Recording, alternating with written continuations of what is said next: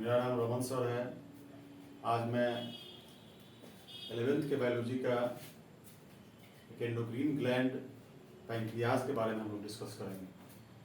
Pancreas, सबसे पहले देखिए लोकेशन कहाँ है। पैंक्रियाज का लोकेशन कहाँ है? Where is pancreas located?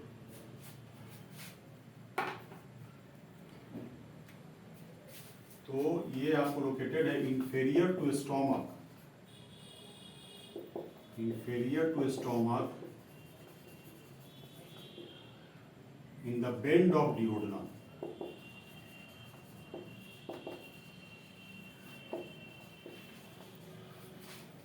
जैसे देखिए ये आपका हो गया फूड पाइप, जिसको कि बायोलॉजिकली बोलते हैं ओसोफेगस। फूड पाइप जो है, इसके बाद हुआ आपका स्टोमक, स्टोमक के बाद स्मॉल इंटेस्टाइन, ये आपका हो गया फूड पाइप, बायोलॉजिकली बोलते हैं इसको ओसोफेगस।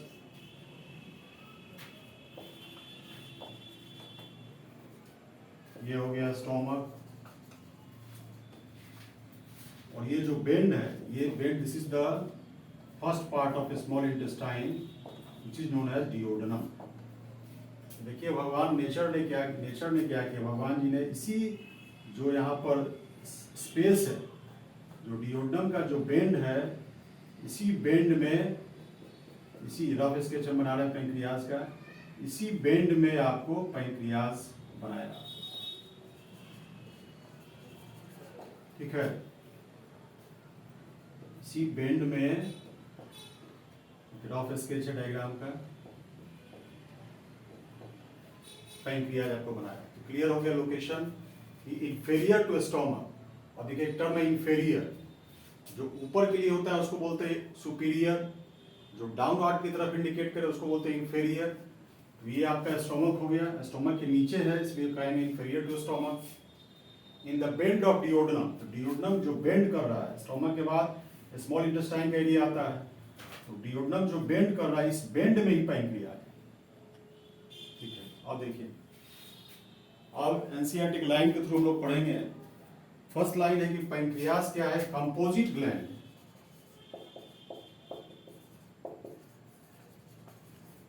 कंपोजिट ग्लैंड है।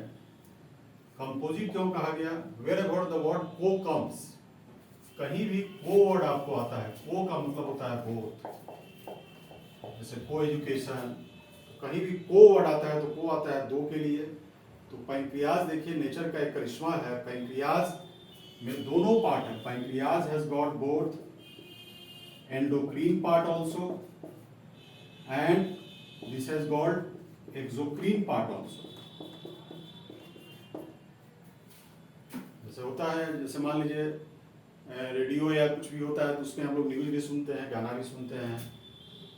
तो दो वर्क है, वो पैंक्रियाज आपका कंपोजिट ग्लैंड हो गया, क्योंकि इसमें एंडोक्रीन पार्ट भी है, एक्सोक्रीन पार्ट भी है। तो बायोलॉजी में एंडोक्रीन पार्ट बोलते हैं डक्टलेस पार्ट को, एंडोक्रीन पार्ट बोलते हैं डक्टलेस पार्ट को। जिसमें डक्ट नहीं है, नली नहीं है, उसको बोलते हैं एंडोक्रीन पार्ट। और जिसमें डक्ट है, जिसमें डक्ट वाला जो पार्ट है, जिसमें नली है, उसको बोलते हैं एक्सोक्रीन पार्ट। बायोलॉजी का टर्म है एंडोक्रीन पार्ट हो गया डक्टलेस पार्ट, और जो एक्सोक्रीन पार्ट हो गया डक्ट पार्ट। तो पैंक्रियाज का जो एक्सोक्रीन पार्ट है, तो एक्सोक्रीन पार्ट है, exocrine part that secretes pancreatic juice, that secretes pancreatic juice, जो कि डाइजेस्टिव सिस्टम में आप पढ़ते हैं, ट्रिप्सिन, एमाइलेज, लिपेज या अदर भी एंजाइम्स होते हैं जो कि प्रोटीन, कार्बोहाइड्रेट वगैरह पर काम करेंगे। तो ये हो गया आपका एक्सोक्रीन पार्ट। एक्सोक्रीन पार्ट को हम क्या बोलते हैं? Duct part. पैंक्रियाज से पैंक्रियाटिक जूस बना, तो पैंक्रियाटिक जूस डक्ट के थ्रू जाएगा डिओडेनम में, तो चूंकि डक्ट के थ्रू आता है तो इसको बोलते हैं, इसलिए इसको बोलते हैं that is known as exocrine part. देखिएगा, आप ऑब्जर्वेशन करेंगे तो जिस सिक्रीशन की जरूरत, the secretion which is required by your body at a proper place, at a specific place, तो उसके लिए डक्ट है। हमारे बॉडी में जिस सिक्रीशन की जरूरत, जिस सब्सटेंस की जरूरत एक प्रॉपर प्लेस पर है, स्पेसिफिक प्लेस पर है, पूरे बॉडी में उसकी जरूरत नहीं है, तो उसके लिए क्या है, डक्ट है। अब जैसे पैंक्रियाटिक जूस है, तो आप बताइए पैंक्रियाटिक जूस की जरूरत पूरे बॉडी में तो नहीं है, पूरे बॉडी को तो डाइजेशन सिस्टम तो नहीं हैंडल करना है, उस डाइजेस्टिव जूस की जरूरत कहाँ है, आपको डिओड्रम में है, इसीलिए इसका क्या हो गया, ये डक्ट है, एक्सोक्राइन पार्ट, डक्ट पार्ट हो गया पैंक्रियाटिक जूस। अब इसके डक्ट के बारे में हम लोग डाइजेस्टिव सिस्टम में पढ़ेंगे, ये इसका एक्सोक्राइन पार्ट हो गया। एंडोक्रीन पार्ट जो हो गया, डक्टलेस पार्ट जो है, दैट इज नोन एज, उसको बोलते हैं आइसलेट ऑफ लैंगरहैंस। वैज्ञानिक थे लैंगरहैंस, उन्होंने ही खोजा है, इसलिए इसका नाम पड़ गया आइसलेट ऑफ लैंगरहैंस। तो एंडोक्रीन पार्ट हो गया आपका डक्टलेस पार्ट, उसको बोलते हैं आइसलेट ऑफ लैंगरहैंस। अब एंडोक्रीन पार्ट देखिए, नेचर में हमारे बॉडी में जिन चीजों की जरूरत पूरे बॉडी में है, जैसे आपने पढ़ा होगा, 10th में पढ़ा होगा, पिट्यूटरी ग्लैंड से एक हार्मोन है ग्रोथ हार्मोन। तो ग्रोथ हार्मोन जो है that is needed by each and every cell of our body. हमारे बॉडी के प्रत्येक सेल को ग्रोथ हार्मोन की जरूरत है। तो अगर वो डक्ट के थ्रू जाएगा तो हो सकता है मान लीजिए कॉम्प्लिकेशन आए, तो ऑब्स्ट्रक्शन आए, तो हो सकता है दैट कैन क्रिएट प्रॉब्लम, या उतना प्रॉपर आउटपुट नहीं हो पाएगा। तो ग्रोथ हार्मोन की जरूरत पूरे बॉडी में है। तो आप देखेंगे, ऑब्जर्व करेंगे कि जिस सिक्रीशन की जरूरत, जिन चीजों की जरूरत हमारे बॉडी के एक एक सेल को है, तो भगवान जी ने क्या किया, नेचर ने क्या किया, उसको ब्लड में कर दिया। उसका सिक्रीशन कहाँ मिल जाएगा, ब्लड में मिल जाएगा, और ब्लड के थ्रू जो है पूरे बॉडी में आपको चला जाएगा, उसके लिए डक्ट की जरूरत नहीं है। अब सलाइवरी ग्लैंड से सलाइवा का सिक्रीशन है, तो सलाइवा की जरूरत पूरे बॉडी में नहीं है, तो उसके लिए आप लोग पढ़ेंगे कि पैरोटिड ग्लैंड, सबलिंगुअल ग्लैंड, जो भी पैरोटिड ग्लैंड है 3 पेयर, सबका बकायदे डक्ट है, नली है। जब उसी तरह से नली, जैसे मान लीजिए कहीं पर कोई वेस्ट सब्सटेंस है, कहीं वाटर सिस्टम है, उस वाटर सिस्टम को कहीं जाना है, तो उसके फ्लो के लिए नली चाहिए, सेम नली है। यही है कि क्या कहते हैं, बहुत थीन और थीनेस्ट ट्यूब है या पाइपलाइन है जो भगवान ने बनाया है। तो एंडोक्रीन पार्ट क्या हुआ, जिन चीजों की जरूरत हमारे बॉडी में हर जगह है, एक एक सेल में है, उसके लिए नेचर ने क्या किया कि उसके सिक्रीशन को ब्लड में मिला दिया। जैसे हम लोग पढ़ेंगे या पढ़े होंगे आप लोग, पिट्यूटरी ग्लैंड से ग्रोथ हार्मोन सिक्रीट होता है। तो ग्रोथ हार्मोन कहाँ मिल गया आपको, ग्रोथ हार्मोन जाकर ब्लड में मिल गया, और ब्लड से जो है पूरे बॉडी में आपको चला गया, और पूरे बॉडी का ग्रोथ होता है। तो यहाँ पर जो है पैंक्रियाज का जो एंडोक्रीन पार्ट है, जो डक्टलेस पार्ट है, जिसको कि बोलते हैं आइसलेट ऑफ लैंगरहैंस। अब देखिए,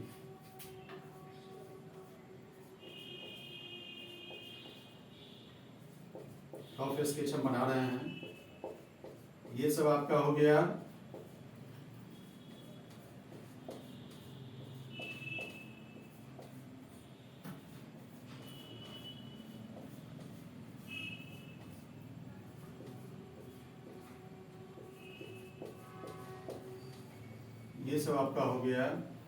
ये है, these are responsible for, these cells are responsible for pancreatic juice।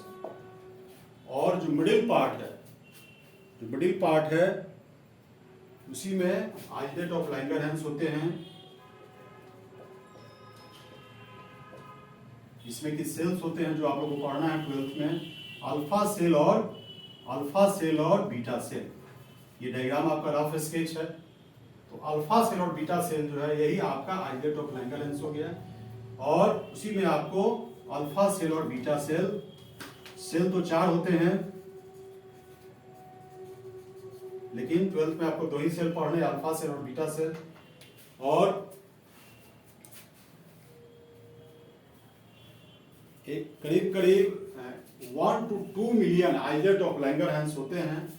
माने 1 to 2 मिलियन का मतलब 10 लाख से 20 लाख जो है आइसलेट ऑफ लैंगरहैंस होते हैं, बस बीटा सेल होते हैं।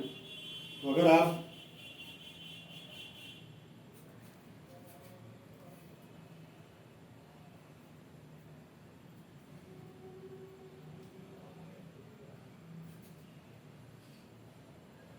पूरे पैंक्रियाटिक टिश्यू का, अगर मान लीजिए कंपेरिजन करें एक्सोक्रीन पार्ट और एंडोक्रीन पार्ट का, तो एक्सोक्रीन पार्ट इसका हो गया पैंक्रियाटिक जूस, और एंडोक्रीन पार्ट हो गया अल्फा सेल बीटा सेल, जो कि कहाँ है, आइलेट ऑफ लैंगरहैंस में है।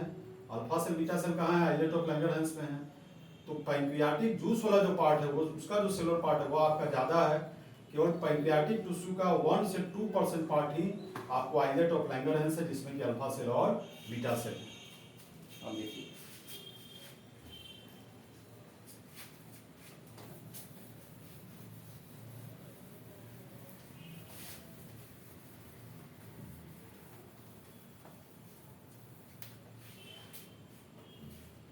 अल्फा सेल और बीटा सेल, अल्फा सेल और बीटा सेल। तो बीटा सेल से सिक्रीट होता है, हम लोगों ने एक्सप्लोर करके खोजा है कि बीटा सेल से क्या सिक्रीट करता है। बीटा सेल सिक्रीट करता है इंसुलिन, और अल्फा सेल क्या सिक्रीट करता है, अल्फा सेल सिक्रीट करता है आपको ग्लूकागॉन।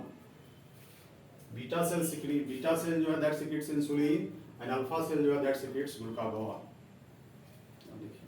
और भी 2 सेल और हैं उनके बारे में आपको नहीं पढ़ना है। ये जो दोनों हैं इंसुलिन और ग्लूकागॉन, दोनों हमारे बॉडी में ग्लूकोज होमियोस्टेसिस को मेंटेन करते हैं। ग्लूकोज होमियोस्टेसिस को मेंटेन करने का काम मेंटेन करते हैं। होमियोस्टेसिस देखिए क्या होता है। होमियोस्टेसिस का मतलब होगा होमियोस्टेसिस, ये क्लियर हो गया। अल्फा आइलेट ऑफ लैंगरहैंस में होंगे अल्फा सेल बीटा सेल होंगे। अल्फा सेल से क्या सिक्रीट होगा, ग्लूकागॉन सिक्रीट होगा। बीटा सेल से क्या सिक्रीट होगा, इंसुलिन सिक्रीट होगा।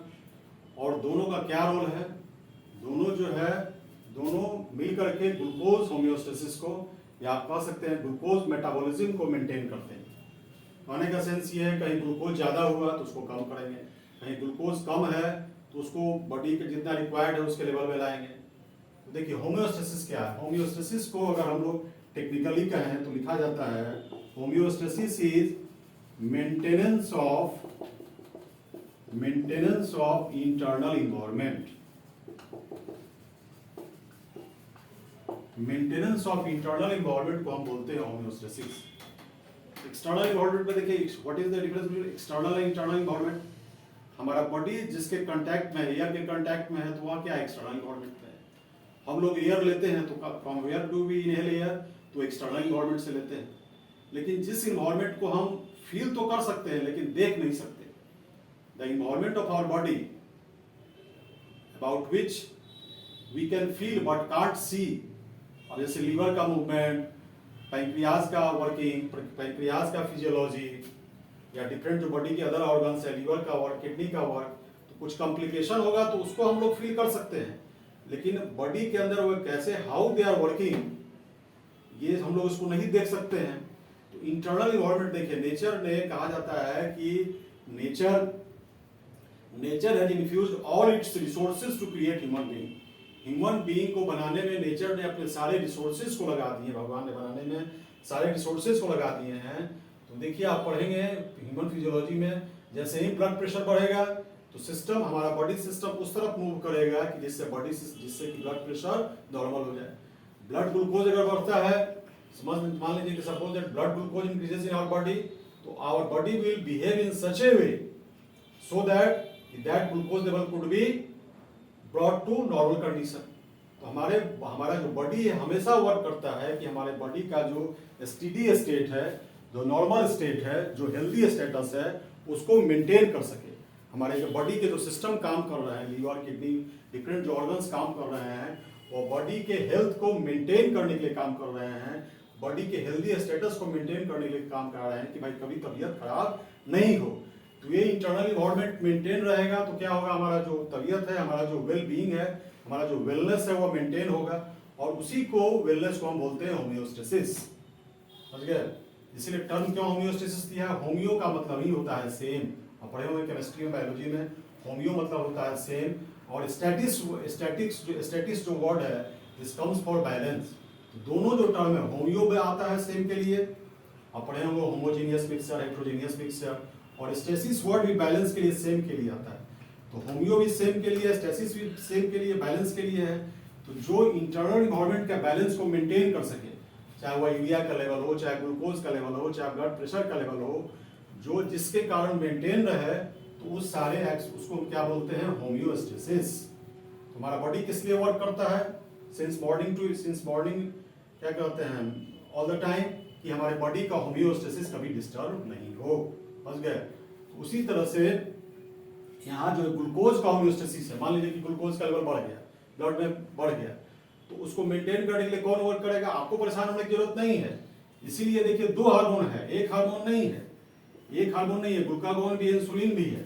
जैसे मान लीजिए कि अगर ब्लड का ग्लूकोज लेवल बढ़ेगा तो दूसरा हार्मोन उसके लेवल को क्या करेगा? आपको कम करेगा।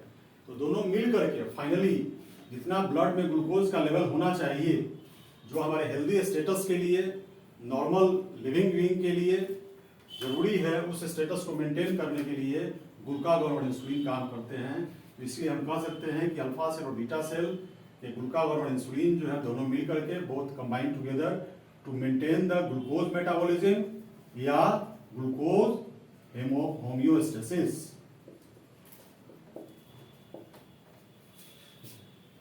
अब कल हम लोग पढ़ेंगे इंसुलिन और ग्लूकागोन के फंक्शन के बारे में, इंसुलिन और ग्लूकागोन के फंक्शन के बारे में डिटेल में पढ़ेंगे।